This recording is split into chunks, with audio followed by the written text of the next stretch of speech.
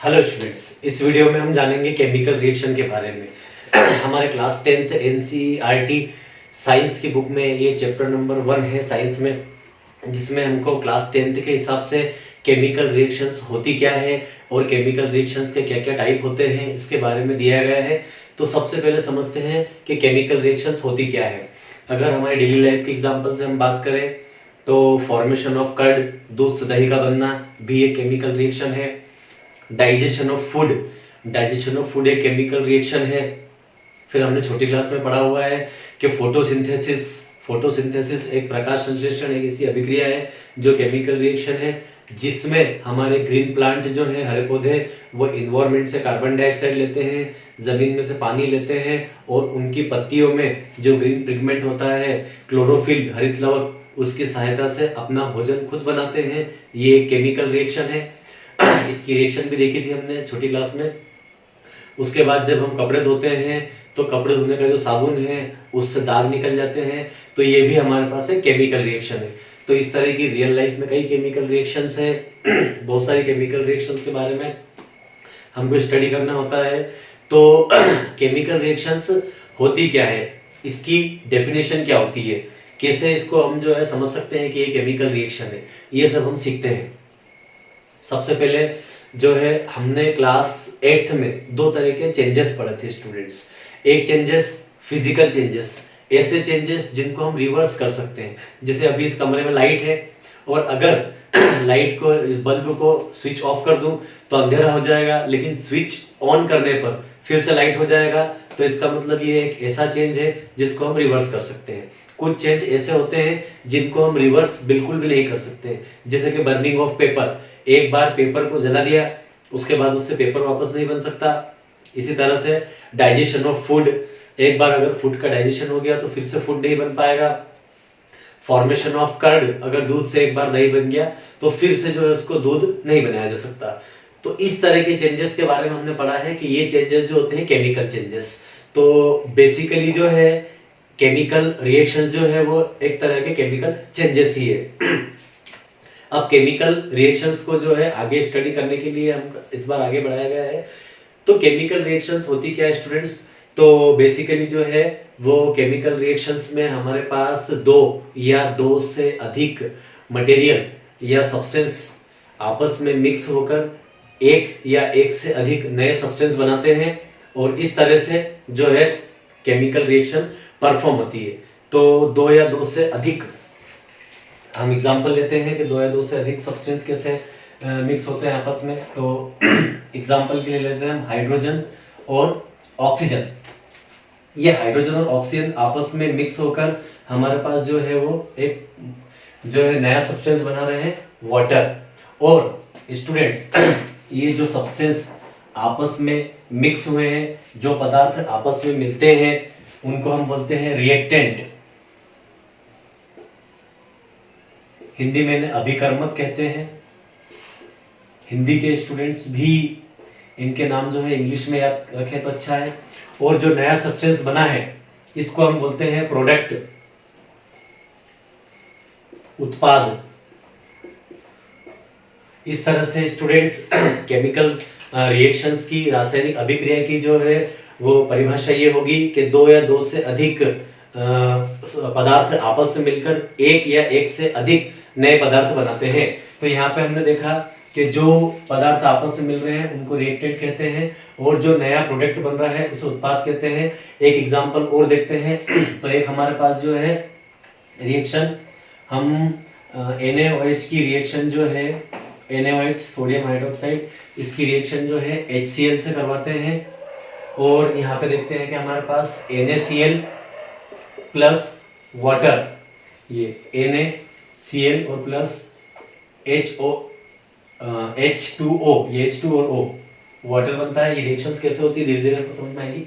तो इस तरह से हमने देखा कि यहाँ पर दो जो है सब्सटेंस मिले हैं और एक से ज्यादा प्रोडक्ट बनाए हैं। तो कई बार रिएक्शन में हमको एक से ज्यादा उत्पाद भी मिलेंगे। इसमें ध्यान देने वाली बात यह है स्टूडेंट्स कि ये जो मटेरियल बने हैं, जो प्रोडक्ट बना है, उनकी केमिकल प्रॉपर्टी रिएक्टेंट से बिल्कुल डिफरेंट होती है। जैसे कि हाइड्रोजन और ऑक्सीजन दोनों जो है वो गैसें हैं और उससे जो बनने वाला नया प्रोडक्ट है हमारे पास, जो कि हमारे पास लिक्विड में बना है, और हमारे यहाँ पे जो है इनको रिप्रेजेंट करते टाइम इनकी जो फिजिकल स्टेट इनके नीचे ऐसे लिख दिया करते हैं। ऐसा जरूरी नहीं है कि हम लिखें, लेकिन इस रिएक्शन में लिख देता हूँ। हाइड्रोजन हमारे पास गैस है, ऑक्सीजन भी गैस है, लेकिन इन दोनों के रिएक्शन करने से हमारे पास जो है वाटर बना है जो कि लिक्विड में है। तो इस तरह से वाटर की जो है टेंडेंसी जो है बिल्कुल अलग है हाइड्रोजन और ऑक्सीजन की अपेक्षा, क्योंकि हाइड्रोजन जो है एक ज्वलनशील गैस है और ऑक्सीजन जो है जलने में सहायता करती है। ऑक्सीजन के बिना जो है आपको पता है कि जलन दहन नहीं हो सकता है, कंबस्टन। और इन दोनों के मिक्सचर से मिलने पर जो है जो नया पदार्थ बना है जिसको हम प्रोडक्ट कहते हैं वाटर, ये जो है आग बुझाने के काम करता है। तो इसकी केमिकल प्रॉपर्टी इन दोनों से बिल्कुल अलग हो गई। तो इस तरीके से हम ये समझते हैं, हमने ये समझा कि केमिकल रिएक्शंस होती क्या है, डेफिनेशन इसकी समझी। अब आगे ये समझते हैं कि केमिकल रिएक्शन को रिप्रेजेंट कैसे करते हैं, कि किस तरह से हम केमिकल रिएक्शन की स्टडी करें, कैसे हम उसको पढ़ाएं समझाएं। तो इस तरह से स्टडी करने के लिए केमिकल रिएक्शन को जो है केमिकल इक्वेशंस के फॉर्म में जो है रिप्रेजेंट करते हैं। केमिकल इक्वेशन ये जो मैंने लिखी है आपके सामने, ये हमारे पास केमिकल इक्वेशन लिखी है, रासायनिक समीकरण। रासायनिक समीकरण, ये रासायनिक समीकरण क्या होता है स्टूडेंट्स? तो जो रासायनिक समीकरण होता है वो symbolic representation of a chemical reaction is called chemical equation. किसी भी रासायनिक अभिक्रिया को संकेतों की सहायता से प्रदर्शित करना ही केमिकल इक्वेशन रासायनिक समीकरण होता है। संकेतों की सहायता से रिप्रेजेंट करना मतलब ये जो है यहाँ पर जो है ये सिंबल है हाइड्रोजन का। वैसे हाइड्रोजन का जो सिंबल होता है वो H होता है, ऑक्सीजन का सिंबल O होता है, लेकिन H2 और O2 लिखते हैं रिएक्शन में क्योंकि ये मॉलिक्यूलर फॉर्म है। हमने क्लास 9th में ये बात समझी थी स्टूडेंट्स के हाइड्रोजन के एक मॉलिक्यूल में हाइड्रोजन के ही 2 एटम होते हैं, डायटोमिक मॉलिक्यूल होता है। ऑक्सीजन का भी डाई एटॉमिक मॉलिक्यूल होता है। और इस तरह से इसको रिप्रेजेंट करना, और यहाँ पे इसको इक्वेशन इसलिए बोलते हैं स्टूडेंट्स के ये जो एरो है वो मैथमेटिक्स में हमारे इक्वल जैसा काम करता है, और इक्वल के लेफ्ट हैंड साइड में कुछ हमारे पास सिंबल लिखे होते हैं, राइट हैंड साइड में कुछ सिंबल लिखे होते हैं, प्रोडक्ट के मॉलिक्यूल्स लिखे होते हैं। तो इस तरह से ये इक्वेशन हो जाती है जिससे कि हमको ये समझ में आ जाती है बातें कि किस तरीके से हम जो है रिप्रेजेंट करके इसकी स्टडी करें। एक बात और है कि इस इक्वेशन को बैलेंस करना होता है। हम इस क्लास में इसको बैलेंस करना भी सीखेंगे। अभी ये बैलेंस नहीं है क्योंकि यहाँ पर हाइड्रोजन 2 है तो राइट हैंड साइड में हाइड्रोजन 2 है, और यहाँ ऑक्सीजन 2 है पर यहाँ पे ऑक्सीजन 1 ही है। पर हम आगे इसको बैलेंस करना भी सीखेंगे। सबसे पहले अब हमने ये समझ लिया है कि रासायनिक समीकरण क्या होता है, केमिकल इक्वेशंस क्या होती है। अब आगे स्टूडेंट ये देखते हैं कि जब भी कोई केमिकल इक्वेशन या हम लिखेंगे या कोई केमिकल रिएक्शन होगी तो हमें पता कैसे चले कि ये केमिकल रिएक्शन हो चुकी है।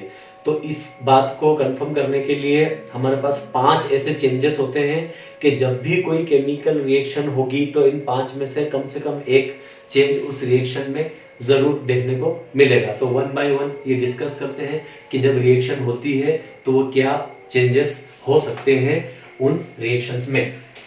फर्स्ट हम देखेंगे यहाँ पे कि जब भी कोई रिएक्शन होगी तो हमारे पास evolution of gas, evolution of gas,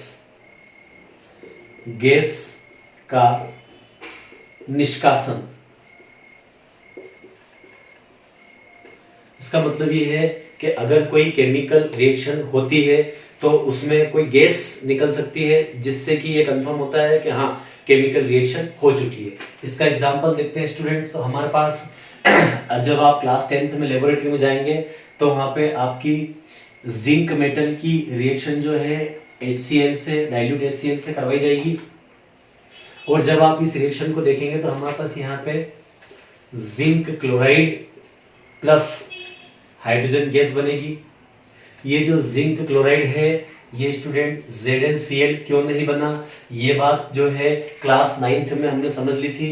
हमने क्लास 9th में आयंस के बारे में पढ़ा था और ये पढ़ा था कि जो जिंक होता है उसके ऊपर पॉजिटिव आयन होता है, 2 बार प्लस होता है, और क्लोरीन के ऊपर 1 बार माइनस होता है। और ये बात भी हमने क्लास 9th में पढ़ ली थी कि जो कंपाउंड होता है जो इनके दोनों के मिलने से बनता है वो कंपाउंड हमेशा न्यूट्रल होता है। और न्यूट्रल तो ये 2 बार प्लस को कैंसिल करने के लिए 2 बार क्लोरीन माइनस की जरूरत पड़ेगी, तो इस तरह से ये दोनों प्लस ये दोनों माइनस से कैंसिल होके और ZnCl2 बना लेंगे।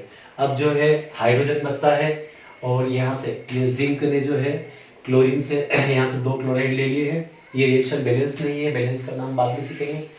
और हाइड्रोजन बचा है तो हाइड्रोजन ने हाइड्रोजन के साथ ही रिएक्शन करके हाइड्रोजन गैस बना ली है।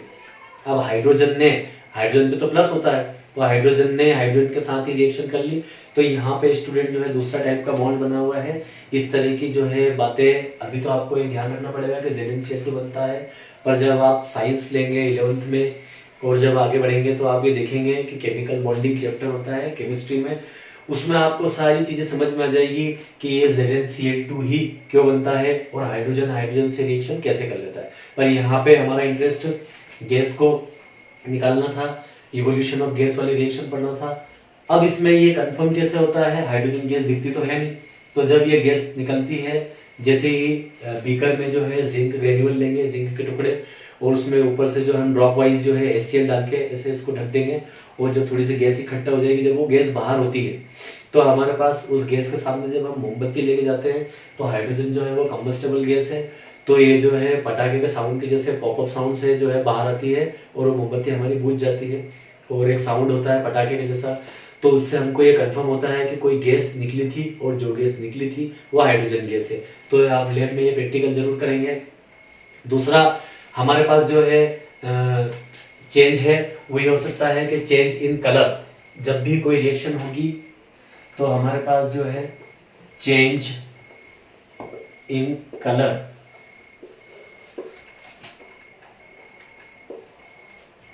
रंग परिवर्तन। स्टूडेंट इस तरह का एग्जाम्पल रिएक्शन के माध्यम से तो हम नहीं समझ पाएंगे, लेकिन हाँ रियल लाइफ में हमारे पास इस तरह का एग्जाम्पल है। आप अभी क्लास 10th में एसिड बेस का एक केमिस्ट्री में चैप्टर 3 आप पढ़ेंगे, उसमें जो कई सारे लिक्विड आप देखेंगे और उन लिक्विड का अलग अलग नेचर होता है, कुछ एसिडिक नेचर के होते हैं, कुछ बेसिक नेचर के होते हैं। जैसे हमारे पास लेमन का जूस है वो एसिडिक नेचर का होता है, और जो हमारा कपड़े धोने का सर्फ है उसका जो घोल होता है वो हमारे पास जो है वो बेसिक नेचर का होता है। उसमें आप ये देखेंगे कि हम इंडिकेटर्स के बारे में पढ़ेंगे। इंडिकेटर्स वो होते हैं जिसको लिक्विड में ऐड करते हैं और कलर चेंज होने से ये सब पता करते हैं कि इस लिक्विड का नेचर एसिडिक है या इस लिक्विड का नेचर बेसिक है। तो हमारे पास हमारे घर में जो है आप ये प्रैक्टिकल परफॉर्म कर सकते हैं। हमारे पास जो टर्मरिक होती है हल्दी, अगर उस हल्दी पाउडर को हम हमारे सर्फ में, कपड़े धोने का जो सर्फ है सोडा, उसके जो सॉल्यूशन में डालेंगे तो वो हल्दी का जो कलर है वो चेंज हो जाएगा और वो उसका कलर पीले से रेड में कन्वर्ट हो जाएगा। तो इस तरह से केमिकल रिएक्शन होगी और ये केमिकल रिएक्शन में कलर चेंज होता है। तो ये उसका एक एग्जांपल हो जाएगा, आप अपने से ये घर पे करके देखिए। उसके बाद जो होता है चेंज इन टेम्परेचर, अगर कोई रिएक्शन हो रही है, ये हमारे पास थर्ड पॉइंट है, चेंज इन टेम्परेचर।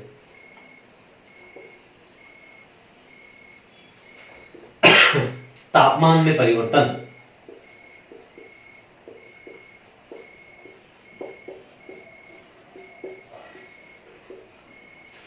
स्टूडेंट्स आगे इस चैप्टर में हम टाइप ऑफ केमिकल रिएक्शन पढ़ेंगे, जिसमें हम 2 तरह की केमिकल रिएक्शन देखेंगे। कुछ रिएक्शन जो है हीट लेके कंप्लीट होती है और कुछ रिएक्शन कंप्लीट होने के बाद हीट जनरेट करती है। तो जो रिएक्शन हीट लेके या हीट देने से कंप्लीट होती है, उन रिएक्शनों में आप ये देखेंगे कि टेम्परेचर का चेंज होता है। अगर हम हीट ले लेते हैं तो टेम्परेचर कम हो जाएगा, और अगर हीट देते हैं, ये रिएक्शन खुद हमको हीट देती है, तो टेम्परेचर जो है बढ़ जाएगा। तो इस तरह के एग्जाम्पल देखते हैं। एक हमारे पास जो होता है CaCO3, इसको बोलते हैं हम लाइमस्टोन। नेचर में जो है चूना हमें इस फॉर्म में मिलता है, और इसको जब 600 से 800 डिग्री सेल्सियस तक जो है गर्म करते हैं तो हमारे पास जो है इसका ब्रेकडाउन हो जाता है, और ये CaO और इसमें से CO2 गैस जो है वो बाहर निकल जाती है। अब जो है ये जो CaO है, कैल्शियम ऑक्साइड इसको बोलते हैं हम, और ये कैल्शियम ऑक्साइड की रिएक्शन जब वाटर से करवाते हैं स्टूडेंट्स, H2O वाटर, तो हमारे पास एक प्रोडक्ट बनता है CaOH ट्वाइस, कैल्शियम हाइड्रोक्साइड, और बहुत ज्यादा मात्रा में जो है हीट जनरेट होती है।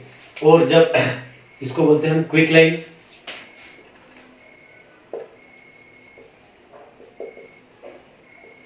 और इसको बोलते हैं हम स्लैग्ड लाइन,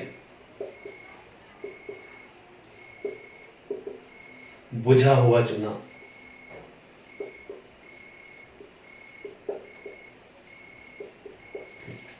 इस रिएक्शन की खास बात ये स्टूडेंट के जिस कंटेनर में ये रिएक्शन करवाते हैं उस कंटेनर में जैसे ही हम इस CaO में जो है पानी डालते हैं, तो पानी डालते ही क्या देखते हैं कि ये बन जाता है, मतलब इसका जो है घोल बन जाता है, और हीट जो है वो जनरेट होती है, और इतनी हीट जनरेट होती है कि वो कंटेनर जो है गर्म हो जाता है। तो इस तरह से जो है केमिकल रिएक्शन में टेम्परेचर में चेंज भी हो सकता है। ये उसका एक एग्जांपल है। एक रिएक्शन अगर बात करें हम आगे, तो चौथे चेंज की बात करें तो स्टूडेंट जो है change in state, change in physical state.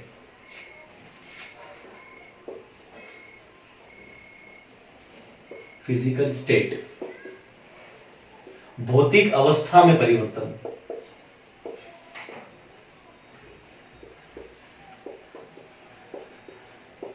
भौतिक अवस्था में परिवर्तन कैसा होगा स्टूडेंट? एक एग्जांपल देखते हैं कि कई टाइप की रिएक्शन होती है, तो उससे जो है फिजिकल चेंज हो जाता है। जैसे कि मिल्क है, और अगर मिल्क को हम कर्ड में कन्वर्ट कर देंगे, एक केमिकल रिएक्शन है ये दूध से दही का बनना, तो दूध जो है लिक्विड था और अब दही जो है वो लिक्विड नहीं है, वो जेली फॉर्म में आ गया है। और अगर इस तरह से एक एग्जांपल देखते हैं इसका, तो स्टूडेंट्स हमारे पास हाइड्रोजन और ऑक्सीजन, ये दो गैसेस हैं, इनकी जब रिएक्शन करते हैं तो हमारे पास जो प्रोडक्ट आता है वो लिक्विड फॉर्म में आता है। और यहाँ पर जो है हम इस तरह से इसकी फिजिकल स्टेट दिखा सकते हैं। हाइड्रोजन हमारे पास गैस है, ऑक्सीजन गैस है, लेकिन जो प्रोडक्ट बना वो लिक्विड हुआ। तो इस तरह से जो है change in physical state, chemical reaction होने पर एक ये चेंज भी हो सकता है। एक और चेंज है स्टूडेंट जो कम ही देखने को मिलता है, और वो होता है हमारे पास फॉर्मेशन ऑफ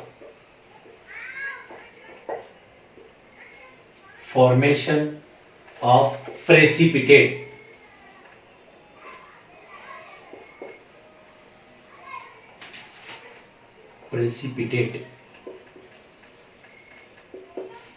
अवक्षेपों का निर्माण, अवक्षेप का निर्माण। ये प्रेसिपिटेट क्या होता है स्टूडेंट्स? प्रेसिपिटेट एक पाउडर लाइक स्ट्रक्चर वो मटेरियल होता है। तो जब दो रिएक्शंस करवाई जाती है, दो केमिकल्स, जैसे क्लास 11th में जब आप साइंस लेंगे तो आप लैब में जाके आपको सॉल्ट एनालिसिस के कुछ प्रैक्टिकल्स होते हैं, उसमें तरह तरह के सॉल्ट होते हैं, तो उनका सॉल्यूशन बनाना है टेस्ट ट्यूब में। और जब एक सॉल्यूशन को दूसरे सॉल्यूशन में ऐड करेंगे तो कभी कभी क्या होगा कि कुछ सॉल्ट रिएक्शन करेंगे लिक्विड, और वहाँ पे जो है कुछ कलरफुल, कभी व्हाइट कलर का प्रेसिपिटेट, कभी जो है येलो कलर का, कभी पर्पल कलर का, इस तरह से जो है हमारे पास प्रेसिपिटेट मिलेंगे। एक दानेदार स्ट्रक्चर मिलेगा जो कि टेस्ट ट्यूब में नीचे की तरफ बैठ जाएगा। इसको बोलते हैं हम फॉर्मेशन ऑफ प्रेसिपिटेट। तो जब भी केमिकल रिएक्शन करवाते हैं तो ये भी एक चेंज हो सकता है। और इसके एक एग्जांपल देखते हैं हम, जो है हमारे पास होता है एक सिल्वर नाइट्रेट,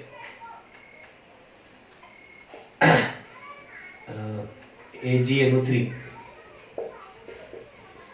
और जब इसकी रिएक्शन जो है NaCl से करवाते हैं तो हमारे पास जो है बनता है प्रोडक्ट में NaNO3 और AgCl। और ये AgCl जो है वो प्रेसिपिटेट होता है। एरो का निशान नीचे की तरफ दिखाया है, गैस होती है तो ऊपर की तरफ दिखाते हैं। तो ये GCl प्रेसिपिटेट होता है जो टेस्ट ट्यूब में नीचे की तरफ बैठ जाता है। तो इस तरह से ये एक एग्जांपल था प्रेसिपिटेशन फॉर्मेशन का। तो स्टूडेंट्स, रिएक्शन जो है हमने इस वीडियो में ये समझा कि केमिकल रिएक्शंस होती क्या है और केमिकल रिएक्शंस की स्टडी कैसे करते हैं, उनको रिप्रेजेंट करते हैं कैसे हैं। तो रिप्रेजेंट करते हैं उन्हें हम, उसे बोलते हैं हम केमिकल इक्वेशंस, सिंबॉलिक रिप्रेजेंटेशन की सहायता से इसको प्रदर्शित करते हैं। और किस तरह से हमें ये पता चलता है कि केमिकल रिएक्शन हो रही है और केमिकल रिएक्शन होती है तो किस तरह के चेंजेस आते हैं, ये देखा हमने। कुछ केमिकल रिएक्शन जो स्टूडेंट बहुत फास्ट होती है और कुछ केमिकल रिएक्शन बहुत ही स्लो होती है। फास्ट केमिकल रिएक्शन की अगर बात करें तो जैसे ही हम एसिड में बेस ऐड करते हैं तो तुरंत ही हो जाती है, उसमें कोई टाइम नहीं लगता है, न्यूट्रलाइजेशन रिएक्शन होती है। और आप आगे समझेंगे कि ये क्या होती है न्यूट्रलाइजेशन रिएक्शन। और अगर स्लो रिएक्शन की बात करें स्टूडेंट्स तो लोहे पर जंग लगना, रस्टिंग ऑफ आयरन, ये बहुत ही स्लो रिएक्शन है जिसको होने में महीनों या सालों लगते हैं स्टूडेंट्स। तो इस वीडियो में हमने ये सीखा केमिकल रिएक्शन के बारे में। ये इंट्रोडक्शन था स्टूडेंट्स। Thank you.